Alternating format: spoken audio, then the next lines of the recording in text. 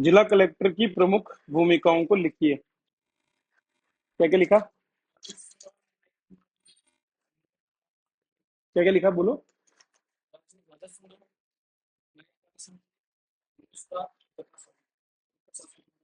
भूमि सुधार की जरूरत नहीं है, 4 पॉइंट है। देखो दो चीजें हैं, यहाँ कंफ्यूजन हो सकता है परीक्षा में।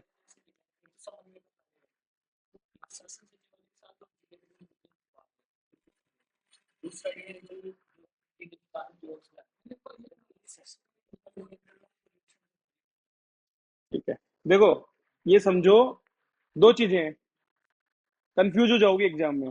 अगर आपसे पूछता है भूमिका, रोल, और एक होता है फंक्शन, कार्य, कोड का है।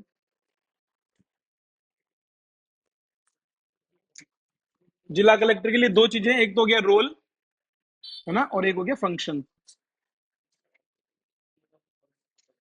रोल को ऐसे मान के चलो कि ये वृहद स्तर पर, मतलब समग्र रूप से किसी एक, बहुत सारे कामों को एक जगह लेना। मतलब अगर हमको रोल बताने कलेक्टर के, तो उसके सारे कामों को हम 3 से 4 रोल के रूप में हो सकते हैं।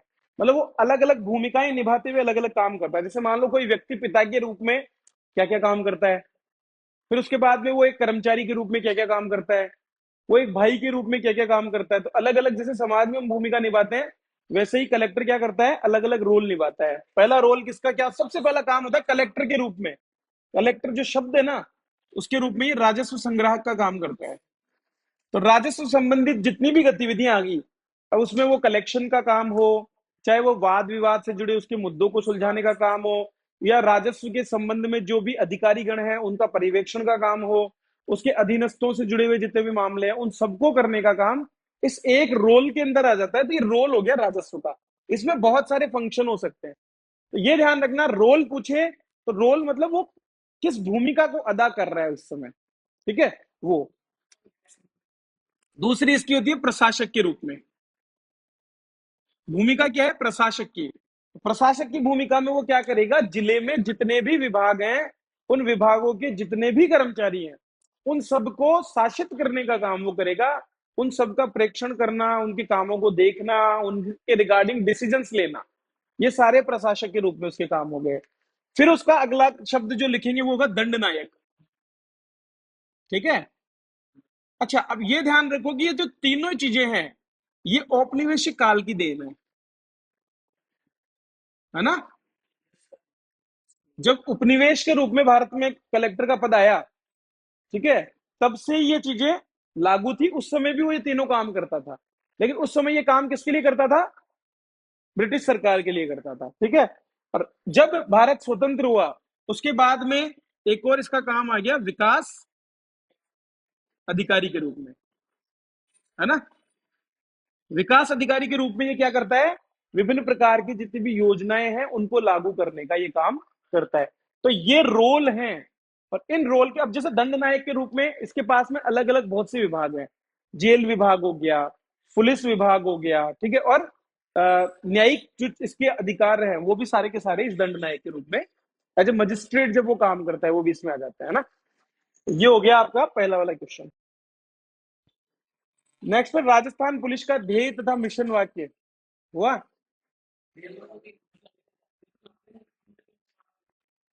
ध्येय तो हो गया आमजन में विश्वास और अपराधियों में डर। और दूसरा क्या है इसका, मिशन, मिशन वाक्य क्या है, सेवार्थ कटिबद्धता। हाँ, ये याद रखना दोनों चीजें। मतलब मैंने इसलिए डाला ये क्योंकि हो सकता है कि 2 नंबर की क्वेश्चन में पुलिस प्रशासन में से ऐसा क्वेश्चन आ जाए। चलो, नेक्स्ट क्वेश्चन है डिजिटल इंडिया कार्यक्रम का विजन क्या है। लिख दिया विजन।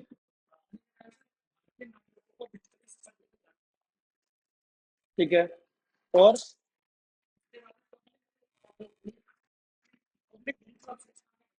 ठीक है, और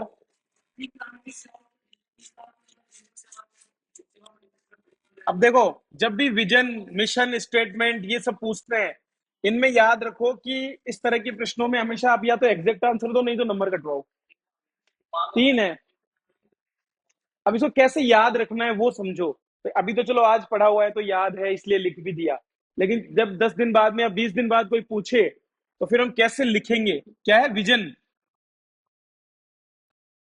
मतलब बताइए हिंदी में क्या बोलेंगे विजन को? दृष्टि या दृष्टिकोण, है ना? हिंदी में क्या बोलते हैं इसको? दृष्टि। तो अगर दृष्टि भी लिखा हो तो भी आप कर सकते हो। अब डिजिटल इंडिया कार्यक्रम के नाम से पता चलता है कि हमको इंडिया को क्या बनाना है? डिजिटल इकोनॉमी के रूप में विकसित करना है, किसी भी चीज को कन्वर्ट करना है। अभी तक हम क्या है, हम परंपरागत रूप से फिजिकली काम कर रहे हैं। मतलब कोई सुविधा भी लेनी है तो व्यक्ति कहाँ जाएगा? उस संबंधित सरकारी ऑफिस में जाएगा और वहां जाकर के किसी न किसी जो कर्मचारी उससे मिलेगा और फिर वो सुविधा देगा, तब वो लेगा। प्रशासन में डिजिटल इंडिया का मूल काम है कि सबसे पहले तो वो जो हमारा कंप्लीट इकोसिस्टम है, उस इकोसिस्टम को चेंज करके और उसको क्या कर देना? डिजिटल बना देना। और उसके लिए क्या करना पड़ेगा अपने को? डिजिटल इंफ्रास्ट्रक्चर या डिजिटल अवसंरचना का विकास। किसके लिए? प्रत्येक नागरिक के लिए। भाई डिजिटल इंडिया तब बनेगा ना जब हर नागरिक को ऑनलाइन मिले। आप केवल कुछ एक पोर्शन को दे दो तो फिर वो डिजिटल इंडिया नहीं है। तो पहला विजन तो कि डिजिटल अवसंरचना का निर्माण हो प्रत्येक नागरिक के लिए। दूसरा काम, दूसरा काम है ऑन डिमांड गवर्नेंस भी मिले और सर्विसेज भी मिले। मतलब मांग आधारित शासन और सेवाएं।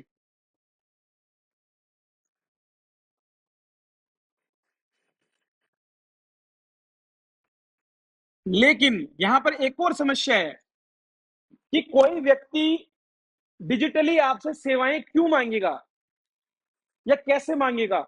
अगर कोई निरक्षर व्यक्ति है, वृद्ध है, जो कि जानता ही नहीं है मोबाइल चलाना, तो क्या वो आपसे डिजिटली सर्विस मांग सकता है क्या? कभी नहीं होगा ऐसा।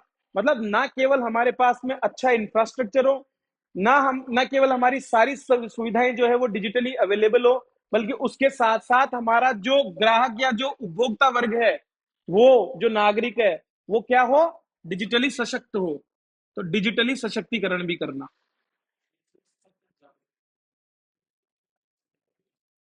ठीक है? ये तीन काम जो हैं ये डिजिटल इंडिया के अंतर्गत करने हैं। इसके फिर आगे अपने 9 पिलर्स हैं जो इन तीनों को पूरा करने की कोशिश करते हैं। तो उन 9 पिलर्स को भी अपन इसमें सेगमेंट में डिवाइड कर सकते हैं। इसके अंतर्गत कौन से हैं, इसके अंतर्गत कौन से हैं, इसके अंतर्गत कौन से हैं। हाँ, बड़े में आए तो फिर हम उसको डिवाइड कर सकते हैं। 10 नंबर में पूछ ले बड़ा डिजिटल इंडिया मिशन पर कंप्लीट, तो वहां पर ये कर सकते हैं, है ना? चलो, नेक्स्ट क्वेश्चन था सोशल मीडिया के कोई 4 प्रमुख प्रकार तथा उनके उदाहरण लिखिए। सोशल मीडिया की परिभाषा क्या बताएंगे? तो सोशल मीडिया में वो सारे एप्लीकेशंस, वो सारे सॉफ्टवेयर सम्मिलित हैं जिनसे ना केवल बंदा कंटेंट क्रिएट कर सकता है, ठीक है, जो भी उसका यूजर है, बल्कि उसके साथ साथ वो उसको डिजिटली इंटरनेट के माध्यम से लोगों तक क्या कर सकता है? शेयर भी कर सकता है।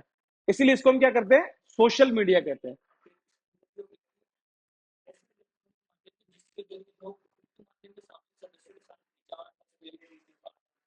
साझा कर सकते हैं। साझा होना ज्यादा जरूरी है। सोशल मीडिया का मूल उद्देश्य क्या है? डिजिटली चीजों को एक दूसरे से साझा करना। ठीक है, ये तो हो गई सोशल मीडिया की परिभाषा। अब क्वेश्चन था अपना सोशल मीडिया के कोई 4 प्रमुख प्रकार। मतलब अभी अपने पास में जितने भी सोशल मीडिया प्लेटफॉर्म अवेलेबल है, उनको अगर हम सेग्रीगेट करना चाहें, अगर उनको डिवाइड करना चाहें, तो हम उनको किस किस कैटेगरी में रख सकते हैं? तो क्या क्या है? पहला तो नाम है सोशल नेटवर्किंग साइट्स, है ना? सर्विसेज। साइट्स या सर्विसेज दोनों, सर्विस भी कह सकते हैं, साइट्स भी कह सकते हैं। तो पहला हो गया सोशल नेटवर्किंग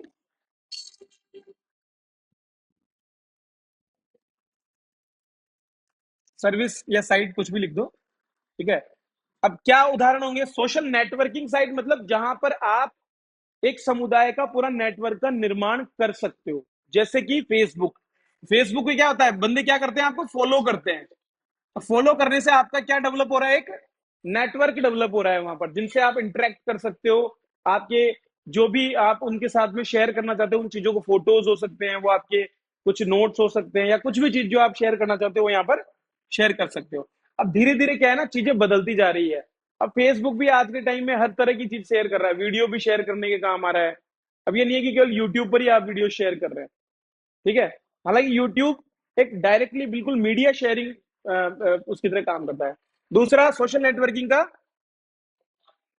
हाँ, सोशल बुकमार्क सर्विसेज। इजी याद करो, इजी इजी याद करो। ठीक है।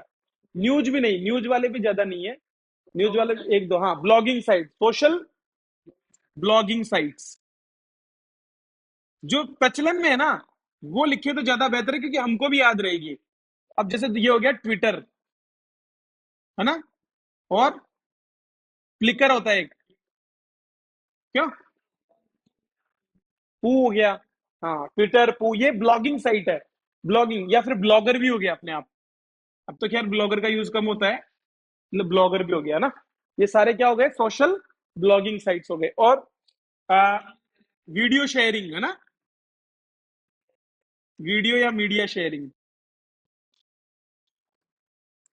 मीडिया शेयरिंग की साइट्स, इसमें क्या क्या आती है? जैसे कि यूट्यूब हो गया, और वीमियो। हाँ, ठीक है, इस तरह की है ना। और इसके अलावा, हाँ, डॉक्यूमेंट शेयरिंग, ये भी याद कर सकते हैं। ये दस्तावेज साझाकरण, अब हिंदी में लिखने से बढ़िया है, अब अंग्रेजी में ही लिख दे। ठीक है, डॉक्यूमेंट शेयरिंग साइट्स या प्लेटफॉर्म्स, जैसे कि गूगल ड्राइव, और हम्म गूगल वन, और फ्लाइट शेयर।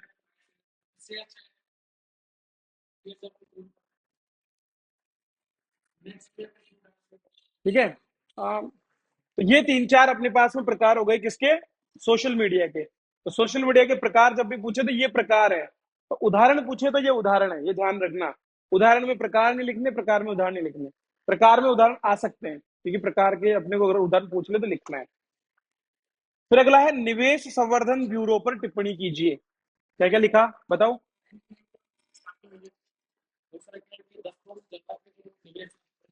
नहीं, ये तो उसके लिए तो अलग से प्राधिकार समिति बनी हुई है, बाकी देखता तो सबको ही है। ठीक है, देखता सबको ही है, लेकिन 10 करोड़ से ऊपर के निवेशों के लिए मुख्यमंत्री की अध्यक्षता में, हाँ हाँ, मुख्य सचिव की अध्यक्षता में एक समिति बनाई गई है। अब इसको कैसे लिखना है आंसर, ये देखो। भाई 5 नंबर के क्वेश्चन में 4 लाइनों में लिखना है आंसर, तो कैसे लिखे? तो लिखो सीधा कि 1900, हाँ, 1991, 1991 में स्थापित अ, राज्य में निवेश को बढ़ावा देना इसका प्रमुख कार्य है। और आधारभूत सुविधाओं को विकसित करते हुए और रोजगार सृजित करना, अतिरिक्त रोजगार जो पहले से है उसके अलावा, क्योंकि निवेश कभी भी आएगा तो कहीं में आएगा। यहां पर बात निवेश संवर्धन ब्यूरो किसके लिए कर रहा है? उद्योगों के लिए। उद्योग क्षेत्र को बढ़ावा देने के लिए ही वो निवेश चाहता है। और उसका काम भी यही है कि विभिन्न प्रकार के जो उद्योग हैं उनके अंदर ज्यादा से ज्यादा लोग आए और यहाँ पर निवेश करें। इसके लिए अब वो क्या करता है? तो निवेश संवर्धन ब्यूरो है, तो इसका काम होता है ऐसे कार्यों को आयोजित करना या ऐसे प्रोग्राम लाना जिन प्रोग्रामों से क्या है, लोग जुड़े, जैसे कि इन्वेस्टमेंट कनेक्ट प्रोग्राम। तो वो अलग अलग राज्यों के अंतर्गत अलग अलग शहरों में जाकर के ऐसे कार्य करता है। इसके अलावा इन्वेस्ट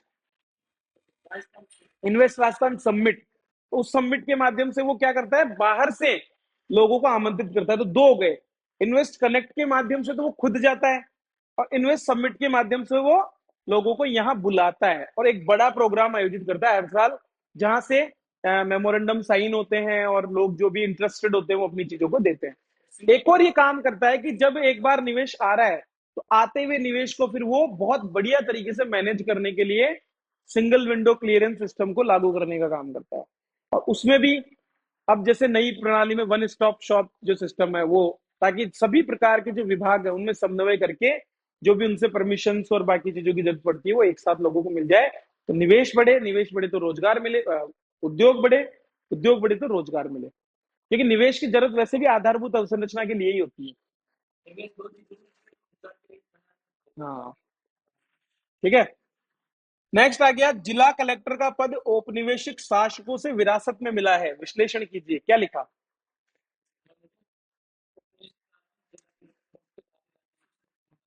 ठीक है।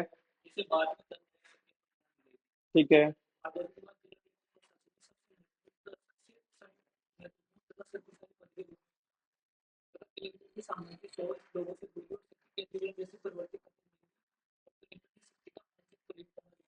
ये देखो, अब ये समीक्षा करने के लिए किसने बोला?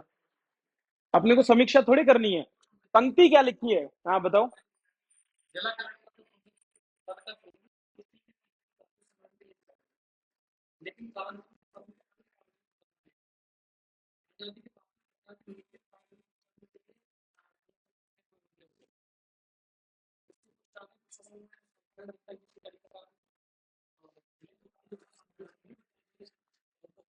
बताओ बताओ। ऐसा नहीं बताना, आंसर फ्रेमिंग कैसे होना चाहिए इसका। क्वेश्चन पूछ रहा है कि जिला कलेक्टर का पद औपनिवेशिक शासकों से विरासत में मिला है, विश्लेषण कीजिए। एनालाइज करना है अपने को कि क्या ये जो लाइन लिखी हुई है, क्या ये लाइन में, भाई संश्लेषण और विश्लेषण दो चीज होती है ना। संश्लेषण में तो हम कुछ चीजों को जोड़ते हैं, विश्लेषण में हम उसको तोड़ करके देखते हैं कि यहाँ के बात कि जो मुद्दे कहे गए कि जिला कलेक्टर का पद औपनिवेशिक शासन विरासत, विरासत में मिलने का मतलब क्या था? हमको अपने माता पिता से विरासत में क्या मिला? बहुत से गुण और कुछ प्रॉपर्टी, यही मिला ना। तो ये हमको देखना है कि जो आज जिला कलेक्टर का पद है वो तत्कालीन औपनिवेशिक शासन के कलेक्टर वाले पद से क्या क्या उसने ग्रहित किया है। अब हमको शुरुआत कैसे करनी है कि वर्तमान समय का जिला कलेक्टर का पद औपनिवेशिक भारत के कलेक्टर के पद के ही समान था। तत्कालीन समय में जिला कलेक्टर को राजस्व संग्रहण के साथ साथ प्रशासन और दंड नायक के रूप में भी शक्तियां दी गई थी, जो वर्तमान कलेक्टर के पास भी देखने को मिलती है। हालांकि स्वतंत्रता के बाद औपनिवेशिक शासन की बजाय लोक कल्याणकारी राज्य की अवधारणा को पूरा करने के लिए कलेक्टर को विकास अधिकारी के रूप में अतिरिक्त जिम्मेदारियां भी दी गई है। इस प्रकार ये कहा जा सकता है कि एक हद तक जो जिला कलेक्टर का पद है वो औपनिवेशिक शासकों से विरासत में मिला है। ये एक आंसर फ्रेमिंग का बहुत बेटर तरीका है। पहले विश्लेषण क्या है ये समझ में नहीं आ रहा तो फिर हम आंसर कैसे देंगे? फर्स्ट लाइन मैंने ये बोली थी कि वर्तमान समय का जो जिला कलेक्टर का पद है वो औपनिवेशिक शासन के कलेक्टर के पद, पहले 1988 तक इसको जिलाधीश कहते थे, फिर बाद में ये इसको क्या बोलने लगे? जिला कलेक्टर। ठीक है, जिलाधीश की जगह जिला कलेक्टर नाम हो गया फिर। और उससे पहले औपनिवेशिक शासन में बोलते थे केवल कलेक्टर, कलेक्टर के नाम से बोलते थे। अच्छा, अंग्रेजों के आने से पहले जो भी जिले का मुखिया होता था उसके पास एक ही काम था, राजस्व को इकट्ठा करना केवल, और दंड के लिए अलग से दंड का अधिकारी होता था। ठीक है, दंड नायक के रूप में काम करने वाला। चलो नेक्स्ट, ई श्रम पोर्टल क्या है समझाइए। आ सकता है, पूछे जाने योग्य है। तो ये श्रम विभाग वाला जो पोर्टल अपना टॉपिक है उसमें से है।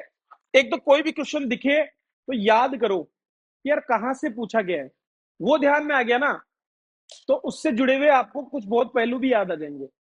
आंसर क्या दिया?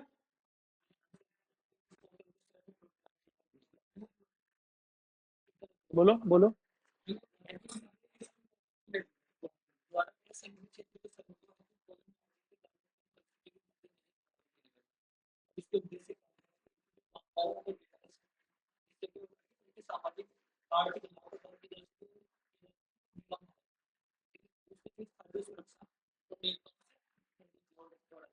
हम्म।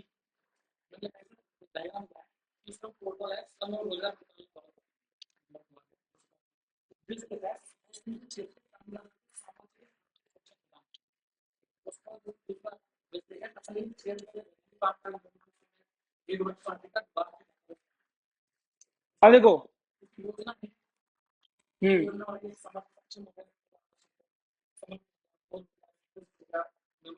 ठीक है, क्वेश्चन आया कि ई श्रम पोर्टल क्या है। सबसे पहले तो अपने को इस पोर्टल को बताना है। कब शुरू हुआ? अगस्त 2021 में, है ना। कारण क्या था? कोविड-19। आप जैसे पहली जो भूमिका की लाइन है ना वो ऐसे बना सकते हो। क्यों उद्देश्य भाई पता चल रहा है क्यों लाया गया। अचानक से 2021 में क्या जरूरत पड़ गई कि एक श्रम पोर्टल की हमको आवश्यकता पड़ी? कोई समस्या आती है तभी हम कोई समाधान ढूंढते हैं। तो क्या हुआ कि कोविड 19 से उपजी परिस्थितियों को के फलस्वरूप सबक लेते हुए केंद्र सरकार के द्वारा अगस्त 2021 में ई श्रम पोर्टल को शुरू किया गया या लॉन्च किया गया। फिर उसके बाद में आते हैं इसके उद्देश्य पर। ई श्रम पोर्टल का प्रमुख उद्देश्य पूरे देश भर के सभी प्रकार के श्रमिक, ब्रैकेट में आप लिख दो, चाहे वो निर्माण हो, चाहे वो कृषि हो, चाहे वो घरेलू हो, चाहे वो गिग श्रमिक हो, चाहे वो स्ट्रीट वेंडर हो, उनको ब्रैकेट में लिख दो। सभी प्रकार के श्रमिकों का एक राष्ट्रीय डेटाबेस तैयार करना है ना।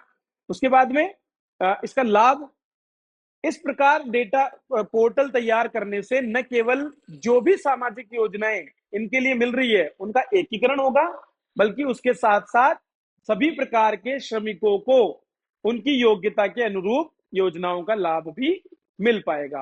अब इस पोर्टल में हम क्या क्या दे रहे हैं? पोर्टल आधार बेस्ड है।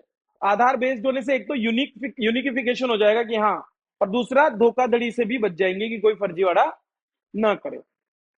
और इसके साथ साथ हमको आने वाले समय में जो श्रम मंत्रालय की योजनाएं हैं उनको बनाने के लिए उचित, एक जिसको संरचित डेटा बोलते हैं ना, वो भी प्राप्त हो पाएगा। यह ई श्रम पोर्टल के बारे में। फिर हम कुछ उदाहरण दे सकते हैं कि वर्तमान में इन इन योजनाओं का लाभ इस पोर्टल के आधार पे दिया जा रहा है। चलो, नेक्स्ट था भारत के आईटी उद्योग परिदृश्य को समझाते हुए सरकार के प्रयासों को सूचीबद्ध कीजिए।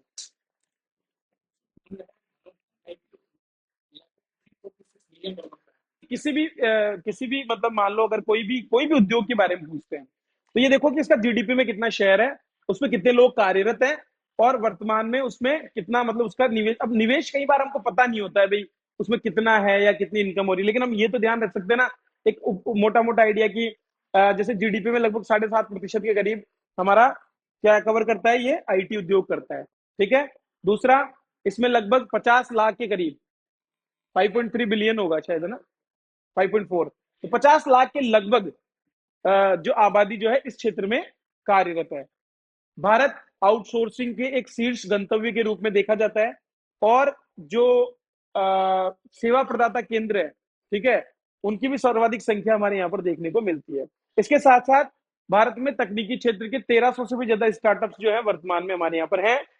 भारत में आईटी क्षेत्र के अंदर अगर हम देखें तो इंटरनेट जो ग्राहक है उनकी संख्या 2022 में 83-84 करोड़ के लगभग हो चुकी है। और इसके साथ साथ यहाँ पर सबसे कम दरों पर इंटरनेट सेवाएं उपलब्ध है, जो कि 10 रुपए प्रति जीबी के करीब है, जो विश्व में सबसे कम है। वैश्विक नवाचार सूचकांक में भारत 132 देशों में 2023 में 40वें स्थान पर आया है, और भारत ने उत्तरोत्तर अपनी इस रैंकिंग में सुधार किया है। ठीक है, ये सारा चीज आप इसमें लिख सकते हो। तो यहां से हमको क्या एक आइडिया मिल जाएगा। इसी तरह यूनिकॉर्न वाला भी डाल सकते हो कि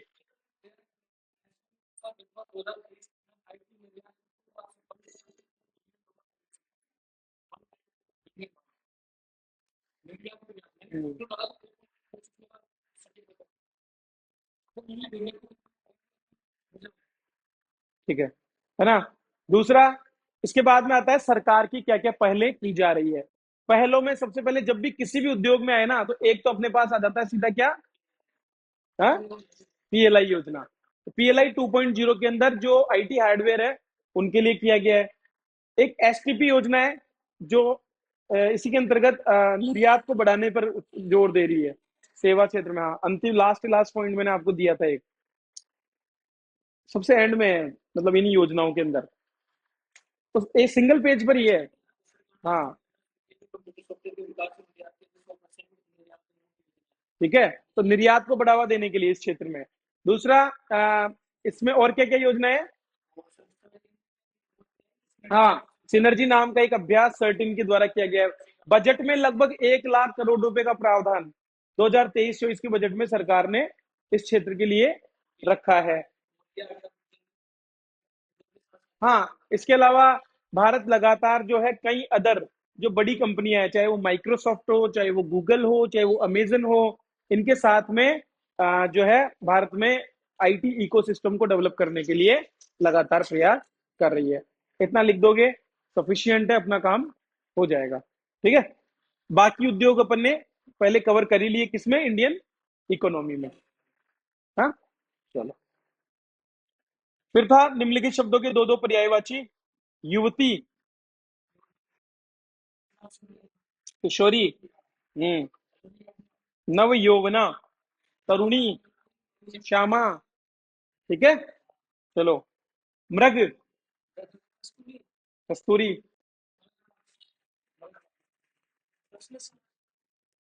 कुरंग सारंग, दो तो ये याद करो। कुरंग सारंग, कस्तूरी, कृष्ण सार, हाँ सारंग भी होता है। कृष्ण सार, हरिण, हाँ हरिण भी होता है। ठीक है, तो चमरी भी होता है। चमरी, चमरी, ठीक है। पास, निकट हो गया, समीप हो गया, आसन्न हो गया, सन्निकट हो गया। तीन चार लिख लो, कुछ दो याद करने हैं अपने को। पशु में मृग भी डाल दो। पशु में मृग डाल जाएगा, चौपाया हो गया, चतुष्पद हो गया। ठीक है, जानवर हो गया। दशा, चिरायु, दरिद्र, संपन्न, विपन्न भी गरीब होता है, हाँ। जरा, सही शव। ठीक है। आयत और आयात,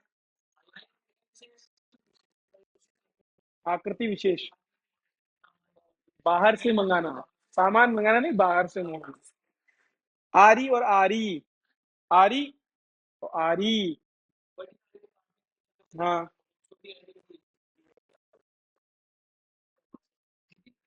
जिद, जिद होता है, ठीक है। आरी नहीं करना है कभी भी, दोनों ही आरी नहीं करना है। कथा और कंथा, तुम कंथा के लाल बनो। हाँ। कोर और कौर, ग्रास, ठीक है। Recently, ABC Company Jaipur held a seminar on conservation of water as a part of World Water Day celebration. As the reporter of XYZ newspaper write a report for your newspaper. Sir ने भेजा है seminar on water conservation. The company ABC organized a seminar on water conservation as part of the World Water Day celebration on 11th April 2024. The main aim of this seminar was to remind us all about the need to help save water. Many distinguished environmentalists and eminent personalities were guest speakers, and they reiterated the need of conserving water and suggested rainwater harvesting as one of the best way to conserve it. Using visual aids to highlight the issue of wastage, the speakers made people think. The seminar concluded on the note that water conservation is the most cost-effective and environmentally sound thing to do.